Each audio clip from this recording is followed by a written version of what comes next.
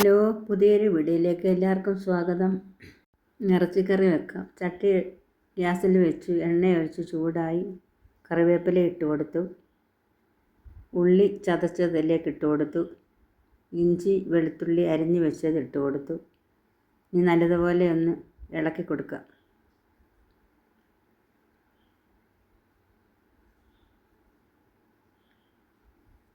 രണ്ട് പച്ചമുളക് ഇട്ട് കൊടുത്തു. ഉള്ളി നല്ലതുപോലെ മൂത്ത് വരുന്നത് വരെ ഒന്ന് ഇളക്കി കൊടുക്കുക. ഉള്ളി മൂത്ത് വന്നിട്ടുണ്ട്. ഇനി ഇതിലേക്ക് മസാലപ്പൊടികൾ ഇട്ട് കൊടുക്കുക. മുളക് പൊടി, മല്ലിപ്പൊടി, മഞ്ഞൾപ്പൊടി, പെരുംജീരകപ്പൊടി, മസാലപ്പൊടി ഇതെല്ലാം കൂടി ഇട്ട് കൊടുത്ത് നല്ലതുപോലെ ഒന്ന് മിക്സാക്കി എടുക്കുക. തക്കാളി മിക്സിയിലിട്ട് അരച്ചത് അതുകൂടി ഒഴിച്ച് കൊടുത്ത് വീണ്ടും ഒന്നുകൂടെ ഇളക്കി നല്ലതുപോലെ ഒന്ന് പച്ചമണം പോകുന്നിടം വരെ ഒന്ന് ഇളക്കി കൊടുക്കുക. ഇച്ചിരി മല്ലിയില ഇട്ട് കൊടുത്തിട്ടുണ്ട്. വേവിച്ച് വെച്ചിരുന്ന ബീഫ് അതിലേക്ക് ഇട്ട് കൊടുക്കുകയാണ്.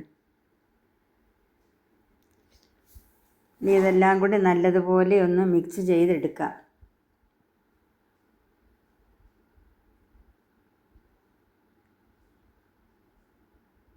ചാനൽ ആദ്യമായി കാണുന്നവർ ഒന്ന് സബ്സ്ക്രൈബ് ചെയ്യുമോ? ഇനി അതിലേക്ക് കുറച്ച് തിളച്ച വെള്ളം ഒഴിച്ചു കൊടുക്കുകയാണ്.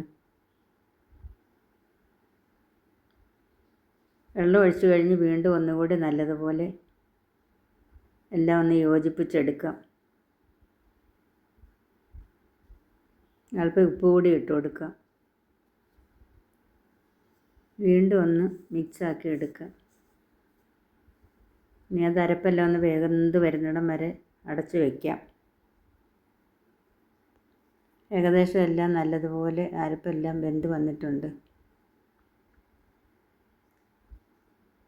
വീഡിയോ ഇഷ്ടപ്പെട്ടാൽ ഒന്ന് ലൈക്ക് ചെയ്യുമോ?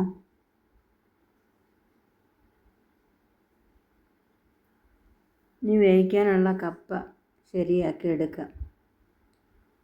ആദ്യം കപ്പ തൊലി കളഞ്ഞെടുക്കാം.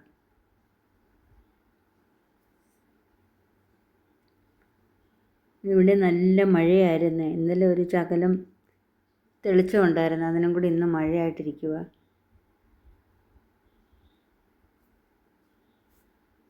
തൊലി കളഞ്ഞ കപ്പ ഒന്ന് അരിഞ്ഞെടുക്കുക.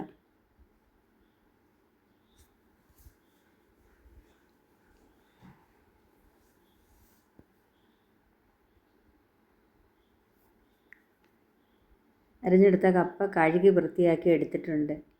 ഇനി കുക്കറിലേക്ക് ഇട്ട് കൊടുക്കുക.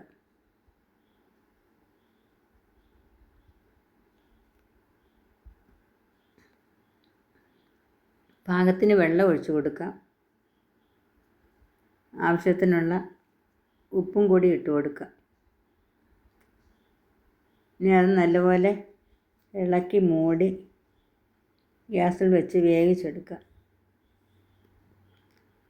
കപ്പ വേകുന്ന സമയത്തിനുള്ളിൽ ഇതിനുള്ള അരപ്പ് റെഡിയാക്കുക. തേങ്ങ, പച്ചമുളക്, വെളുത്തുള്ളി, നല്ല ജീരകം, മഞ്ഞൾപ്പൊടി ഇത്രയും മിക്സിയുടെ ജാറിലിട്ട് കൊടുക്കുക.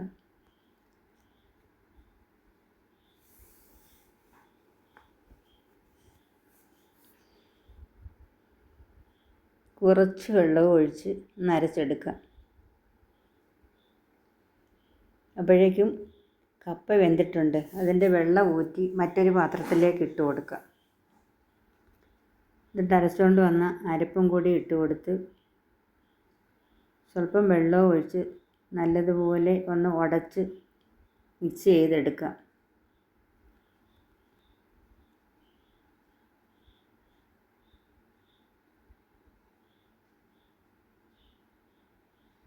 അരപ്പിൻ്റെ ഒരു പച്ചിപ്പ് മാറാൻ വേണ്ടി ഗ്യാസിൽ വെച്ച് ഒന്നുകൂടെ ഒന്ന് നല്ലതുപോലെ ചൂടാക്കി എടുക്കാം.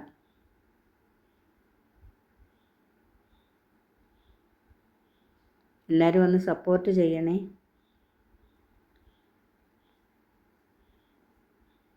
അങ്ങനെ കപ്പ റെഡിയായിട്ടുണ്ട്. അടിപൊളി കപ്പയും ബീഫും.